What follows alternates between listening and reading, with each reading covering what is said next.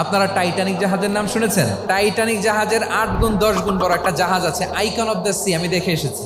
Royal Caribbean দেখে এসেছি। সাগরের সামনে জেটিতে যখন দাঁড়ালাম, জাহাজটা যখন যায়, আমার মনে হচ্ছে একটা শহর, পুরো একটা শহর মনে হয় পানির উপর দিয়ে ভেসে যাচ্ছে। পড়েন সুবহানাল্লাহ। এই যে আইকন অফ দ্য সি, এই জাহাজটা, এটার ভেতরে স্টেডিয়াম আছে, সুইমিং পুল আছে, রেস্টুরেন্ট আছে, 3000 4000 রুম বিশিষ্ট, কক্ষ বিশিষ্ট হোটেল আছে।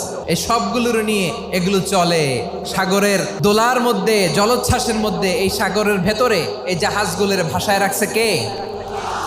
এই যে বাংলাদেশে যে গাড়িগুলো চালান, বেশিরভাগ গাড়ি আসে কিন্তু জাপান থেকে। হাজার হাজার গাড়ি একটা জাহাজ বহন করতে পারে। সূরাত বানী ইসরাইলের এই চমৎকার আয়াতের ভেতরে আল্লাহ তাআলা বেসিকলি মানব জাতির প্রতি তার 4টি স্পেশাল অনুগ্রহের কথা বলেছেন। 2 নম্বর অংশ আল্লাহ তাআলা বললেন, ওয়া হামালনাহুম ফিল বাররি ওয়াল বাহর, স্থলে এবং সমুদ্রে আমি তাদের জন্য চলাচলের বাহন দিয়েছি। সুবহানাল্লাহ।